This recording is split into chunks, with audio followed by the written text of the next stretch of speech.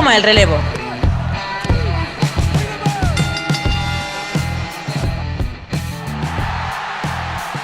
Bienvenidos un día más a Hot Tag. Hoy volvemos con una de las series más habituales del canal. Hoy volvemos con la serie de los miércoles, volvemos con una Wrestling Live. Y en la carrera de hoy vamos a hablar de un luchador que, bueno, es de segunda generación. Muchos imagino que lo habréis olvidado o ni siquiera habréis visto nada suyo, pero su historia es realmente traumática, sobre todo lo que pasó en ese final de carrera. Me refiero a Tiger Ali Singh, el hombre que debutó como una estrella, con una gran rueda de prensa, como el nuevo miembro de WWE para Asia, y acabó siendo retirado por conmociones en un vestuario de Puerto Rico con miedo por su vida. Ahora explicaremos cómo, porque la historia la verdad es que es bastante loca. Recordad que podéis suscribiros, darle a la campanita y seguirnos en Twitter, en @HotTagYT. Repito, @HotTagYT. Y la historia de hoy es complicada. ¿Por qué es complicada? Porque hemos visto pocos combates suyos, muy pocos, la verdad, en televisión, sobre todo en televisión americana. Tenemos poca información de aquello que pasó en Puerto Rico, pero vamos a intentar resumirlo como lo hizo el propio Singh. Y en general es una historia de solo 5 años, y es que en 1997 firma por WWF, conferencia de prensa inmensa, con Tiger Jeet Singh ahí puesto también para demostrar que era una gran estrella, aparece en televisión de forma esporádica, solo principalmente pay-per-views de Reino Unido, y es enviado a Puerto Rico. En Puerto Rico tiene un buen inicio, vuelve a Estados Unidos, vuelve a Puerto Rico. El mundo del wrestling es muy difícil y supuestamente en el año 2001 consiguió encontrar 3 conmociones cerebrales en 9 meses, lo cual provocó que se tuviera que retirar, lo cual provocó su despido y lo cual demostró que sí, posiblemente los 90 y los 2000 fueron los mejores años a nivel del wrestling, pero también fueron los peores años a nivel de la salud de los luchadores y eso lo hemos mejorado mucho. Así que vamos a centrarnos un poco en qué pasó con Tiger Ali Singh. Y es que Gurjit Singh Haas, que es su nombre original, nació el 9 de marzo de 1971. Era hijo de Tiger Jeet Singh, era una leyenda, e, irónicamente, el día de su nacimiento en el 71, Jeet todavía no había viajado a Asia. ¿Qué es lo que significa esto? Básicamente, Jeet Singh se hace legendario por todo su trabajo en New Japan, contra Inoki, etcétera. Aquí Ali nace antes de que pasara eso. Evidentemente, durante sus años de juventud, su padre estaría en Japón, haciéndose una mega estrella, haciéndose súper importante. Precisamente por ello, el propio Inoki, en cuanto Ali tuvo la edad, le reclutó para su dojo. Estaría en el dojo de New Japan, donde sería entrenado, también sería entrenado en Estados Unidos, pero curiosamente no sería en New Japan donde se graduaría, sino que en FMW, la empresa de Extrema, en 1992, hizo equipo con su padre. Estaría allí durante un año, más o menos de forma regular, no obstante era Tiger Jeet Singh Jr., básicamente le vendían como el hijo de, y solo tenía puestos importantes cuando peleaba junto a su padre. En el 93 se marcha de Frontier y marcha a Now, donde está otro año, y en el 94 pelea en New Japan. Pelea el día de Nochebuena, día mucho más importante aquí en Europa que en Japón, y pelea el 4 de enero. Sí, técnicamente Jeet Singh, en este caso Jeet Singh Jr., le conoceremos como Ali Singh, peleó en el show del 4 de enero. No obstante, New Japan no tenía más interés en él, participó en un show de All Japan y luego estaría en shows menores. No sabemos exactamente en qué shows, ¿vale? Es decir, sabemos que siguió peleando, porque sabemos que WWE llegó a una especie de taping con mejores momentos de Ali Singh, pero no sabemos exactamente en qué empresas estuvo. No obstante, lo que sí sabemos es que en principio del 97 WWE se emociona muchísimo con él y deciden ficharlo debido a que, dicho por Jim Ross, dicho por Bruce Pritchard, el objetivo era usarle para una expansión posible por India y Asia. Así que tenían a Ali Singh para competir con la relación WCW New Japan. Spoiler, salió mal, sí, salió muy mal. Básicamente deciden hacerle debutar con el nombre de Tiger Ali Singh, por cómo era su padre, por quién era, etcétera. Y la rueda de prensa es multitudinaria, es anunciada en Raw aunque no se emita al completo, así que está más o menos guay, está su padre allí implicado, todo muy bien. ¿Qué es lo siguiente que tenemos? Lo siguiente que tenemos es la Kuwait Cup. Recordemos que la Kuwait Cup es un torneo en un house show que se hace en Kuwait porque bueno, los soldados americanos están allí debido a la Primera Guerra del Golfo y básicamente esa Kuwait Cup la gana. Recordar que el año anterior la ganó otra persona a la cual hemos mencionado en estos shows, como es Ahmed Johnson, pero básicamente esa victoria no sirvió para nada, porque mientras que la de Ahmed sí que fue promocionada, sí que fue emitida en televisión, no los combates, pero sí en general, la victoria fue como muy pusheada. En este caso no, en este caso la de Jeet Singh fue bastante menos pusheada, y sobre todo tuvo un problema, y es que en ese torneo gana Mankind y Owen Hart, de lujo, la final además contra Owen Hart, un gran combate se supone, etcétera. pero deciden que debute en Raw la semana siguiente, evidentemente en una posición mucho más baja de la card, contra Salvatore Sinclair. El combate es horroroso. El combate es horroroso, Ali Singh demuestra que los big moves los hace bien, pero que en general la psicología del combate no sabe lo que es. Básicamente solo sabe hacer big moves. Entonces, WWE no está muy convencida en él, en mantenerle, etcétera, etcétera, y deciden llevarlo una vez más a Development. ¿Qué es lo que ocurre después de llevarla a Development? Que llega el mes de octubre, el mes de septiembre. Ahí WWE está empezando a entrar en la era de la Attitude, está empezando a entrar en los personajes un poco más marcados, y deciden que pueden probar a Ali Singh. Efectivamente, le prueban. Mal, le va mal.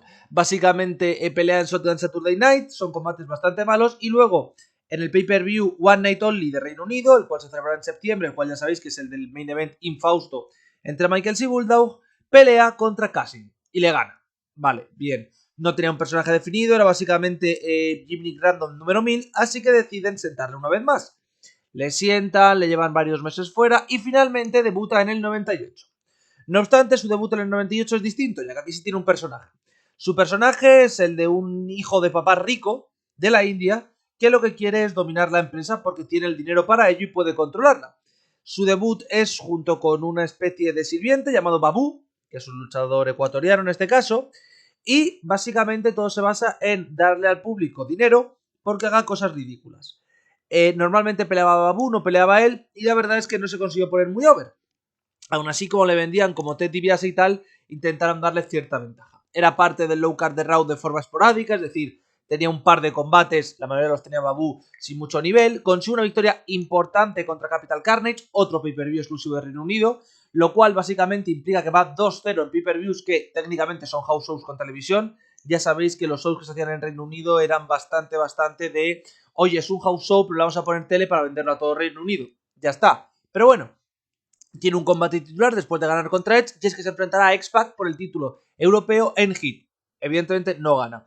Y en el 99 tiene su primer gran, y su único, por cierto, aparición en uno de los 4 grandes de WWE, y es que participa en Rumble. Básicamente se enfrenta en un combate, bueno, se enfrenta a la batalla real. Entra de los primeros, también cae de los primeros, y es eliminado por Víscera. Esto le produciría una especie de mini feudo, porque no se puede llamar feudo ni siquiera, en el cual tiene 2 combates en Heat, en Heat y en Shotgun Saturday Night, los cuales pierde.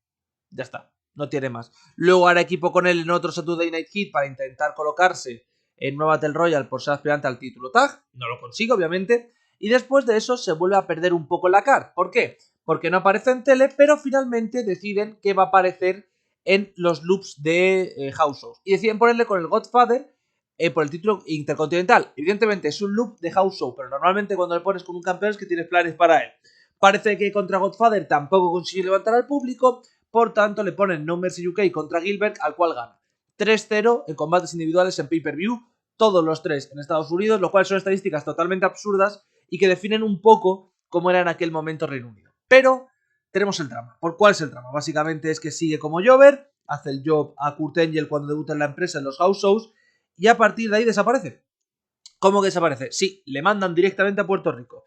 Básicamente Puerto Rico tenía acuerdos con WWE donde lo que hacía WWE era darles el contrato a los puertorriqueños, en plan de, este contrato es vuestro, hacer con él lo que queráis y pelear allí para intentar mejorar el ring, porque es cierto que en aquel momento el luchador dentro del ring, Tiger Ali Singh, era muy limitado, sobre todo porque no tenía ningún tipo de coordinación, es decir, hacía los big moves bien, pero entre medias no pasaba nada, entonces eran combates muy aburridos.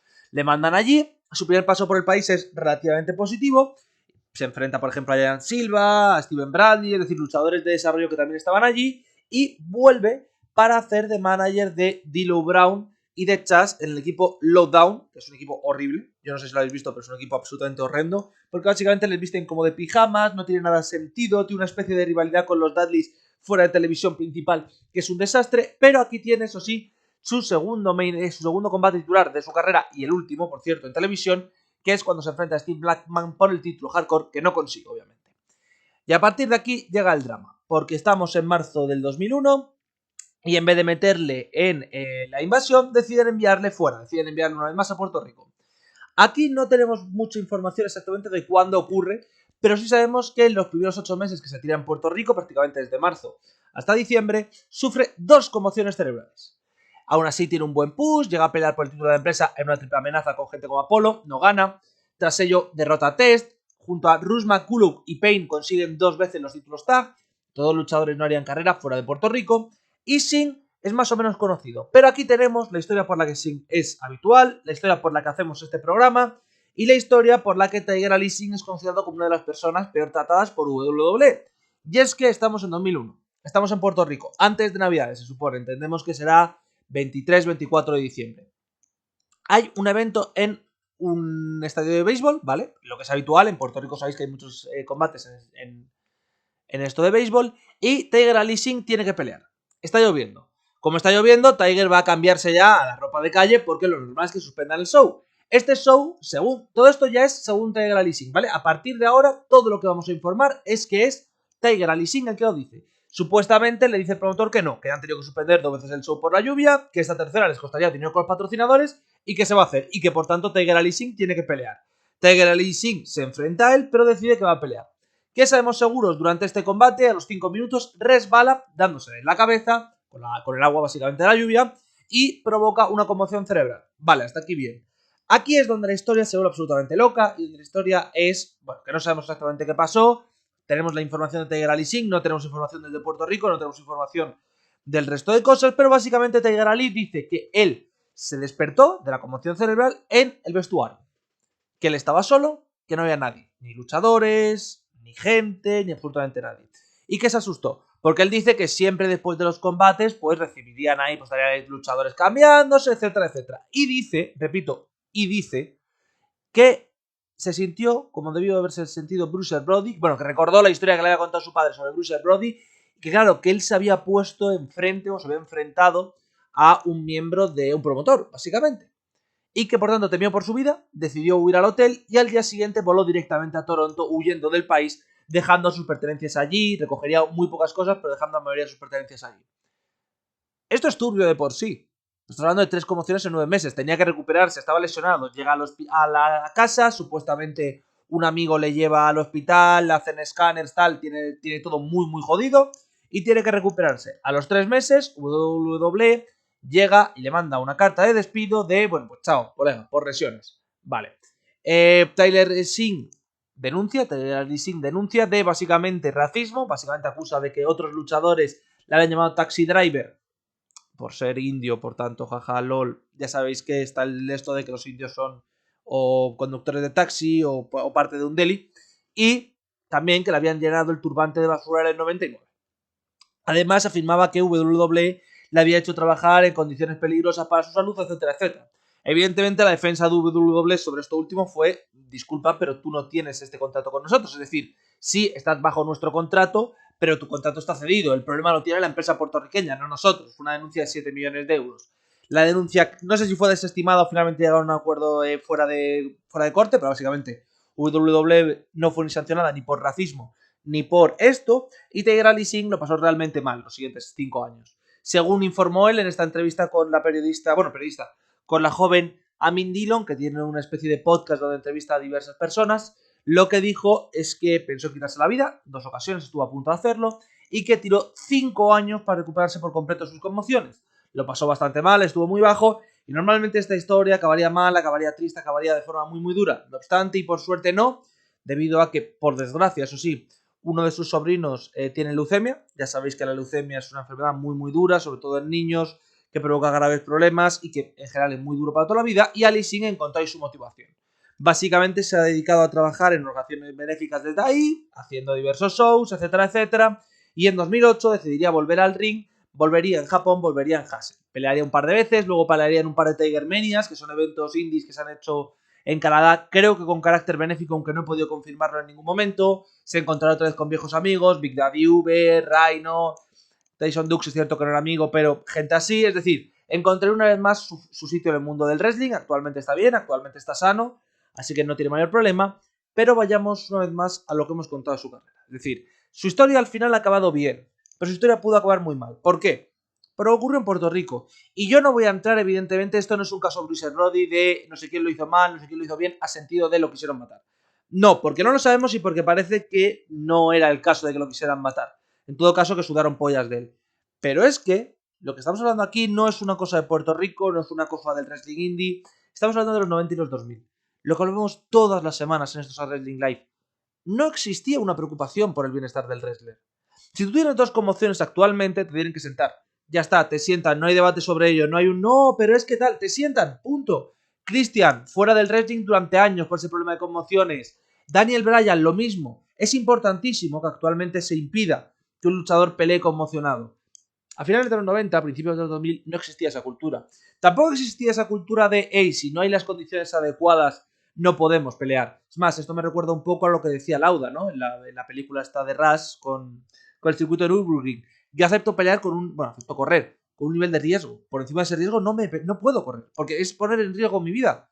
Ali Singh aquí era lo mismo. Tú aceptas pelear con una serie de riesgos. Es más, en todo combate hay un riesgo evidente de lesión. Da igual contra quien sea, da igual lo preparado que esté. Bueno, cuanto más preparado, menos porcentaje, pero existe ese porcentaje. Vale. Un combate mojado no se puede hacer. Si el ring está mojado, los luchadores resbalan. Si tienes que hacer un spot desde las cuerdas, es más posible que resbales. Si tienes que hacer un salto, es más probable que caigas de cabeza. Todo es mucho peor si está mojado. Ese evento nunca se debió llevar a cabo, pero se llevó a cabo. Y Ali Singh sufrió una conmoción. Y Ali Singh se encontró con la otra pesadilla, sobre todo de Estados Unidos, sobre todo del mundo ese de América. Me refiero a América, me refiero a Estados Unidos, Puerto Rico y prácticamente todo el norte de América, salvo Canadá. La sanidad. Básicamente, si tú aquí en España o aquí en Europa tienes un golpe de ese estilo, es cierto que el show tiene que tener una especie de mutua privada, bueno, una mutua privada no, tiene que tener un seguro privado porque no es algo que cubra la seguridad social. Pero si, por ejemplo, no quieres mostrarlo, tú dices que te has caído en la calle y te has dado un golpe, etcétera, etcétera, y puedes ir por la seguridad social.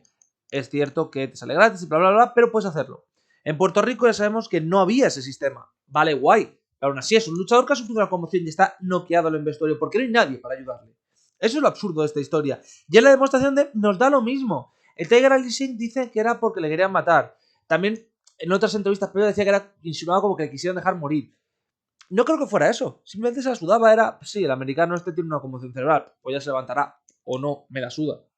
Y no es algo intrínseco de Puerto Rico. Es algo que hemos visto en WWF o en Hart. Es algo que hemos visto en WCW, Positive Canyon. Es algo que hemos visto en las indies. Recordemos que New Jack intentó matar a Big Grimes y todo el mundo sudó pollas y se siguió buqueando. Es decir, es como dónde está el porcentaje de preocuparse por la vida del oponente o de la otra persona. Y cuidado, estamos hablando constantemente de eventos en los que se hizo fue en contra de lo que debía ocurrir. Es decir, ¿sabéis el Ultraviolent? ¿Vale? Eso no estoy hablando de eso, estoy hablando de que se la sudaba la seguridad de los luchadores que no habían aceptado eso. Es durísimo, es brutal, pero son los 90. Y luego, evidentemente, está el tema de la segunda generación. Bruce Pritchard lo reconoce, que se equivocó al firmarlo. Jim Ross lo reconoce que se equivocó al firmarlo. Básicamente, cuando firmas un luchador de segunda generación, no puedes esperar que sea su padre. Y eso es algo que se hace siempre, en plan de no, si Ted DiBiase Senior fue muy bueno, Ted DiBiase Junior tendrá que ser igual de bueno. No exactamente o no al mismo nivel, es decir, o no incluso el mismo personaje. Tiger Ali Singh, y esto lo comenta Pritchard, básicamente es fichado porque dice Tiger Jeet Singh, uno de los luchadores más agresivos del mundo, un luchador que infunde respeto, que domina, etcétera, etcétera. Y Ali Singh no es capaz. Y el propio Pritchard lo reconoce, que la cagaron enormemente, él el primero, porque le ficharon basándose en un vídeo de highlights. Básicamente, que le mandaron un vídeo de 3 minutos de ECW. A ver, ECW se refiere al formato, no que fuera de la empresa. Que es básicamente ponerte los 10 moves que hace de puta madre, ponerte musicote por detrás, que tú dices, pues, este pavo es Jesucristo, y a correr. No lo era. Era malo el ring. Es más, Tiger Ali Singh se puede hablar de mal booking o de tal. Lo que he podido ver de él de combates, que no son muchos, cierto sea, pues son unos 10, 15 creo que están, bueno, un poquito menos, 7, 8 que están en la network, son combates malos. Son combates muy malos. Es decir, el tío es verdad que sabe hacer muy buenos big moves, pero entre medias no sabe enlazar movimientos. Y este es uno de los ejemplos de lo que pasó en los 90. Los 90 están muy guay, sí. Los 90 en la titudera permitieron a muchas estrellas salir, sí. Permitieron florecer a mucha parte del midcard, por supuesto. D'Lo Brown estuvo durante años siendo muy valorado y fue además doble campeón. Vístera tuvo posiblemente su papel más relevante hasta que no llegó ECW. Es decir, hubo mucha gente que se pudo beneficiar. Pero el downside de eso es que mientras que Peña como Al Snow crecía en la card, alguien ocupaba esos puestos. Y esos puestos los ocupaba gente como Tiger Ali Singh. El tema con Tiger Ali Singh, lo que hablamos siempre, expectativa-realidad. Yo puedo creer que soy el mejor comentarista del mundo, pero no lo soy. Y si alguien me contrata pensando que soy el mejor comentarista del mundo, va a llevarse un chasco cuando vea que no lo soy. Si a mí me contratan para hacer un trabajo sólido, fiable y tal, seguramente lo cumpla. Pero Tiger Ali Singh venía a ser el Hulk Hogan asiático. El Hulk Hogan asiático le vendían. No estaba ni cerca, evidentemente. Y eso fue lo que desencadenó ese desastre, que no funcionara en WWE, el envío a Puerto Rico, todo lo que pasó en Puerto Rico. Una historia al final triste, una historia al final que es dura, pero una historia que nos enseña también que por mucho que los 90 estén mitificados, los 90 molen mucho, los 90 también tenían muchos problemas. Con esto, evidentemente, me despido por hoy. Recordad que podréis volver a escucharme el viernes, que habremos un vídeo de opinión seguramente y si nada cambia sobre Matt Cardona como campeón de NWA. Ya diré que me gusta, pero no mucho. Luego explicaré por qué. El domingo tendremos, imagino, otro What If, porque no creo que hablemos de lo de Cody esta semana, que sé que todo el mundo quiere hablar de lo de Cody, pero yo no estoy muy interesado hasta que no sepamos todo lo que ha ocurrido. Así que el domingo seguramente hagamos otro What If. Hemos hablado, bueno, se ha puesto por el chat que si vamos, por los comentarios, que si vamos a hablar de Stone Cold y si no se hubiera roto el cuello y de un par de luchadores más. Ya veremos de quién hablamos. Yo con esto, por cierto, me despido. Volveremos una vez más el viernes y hasta la próxima.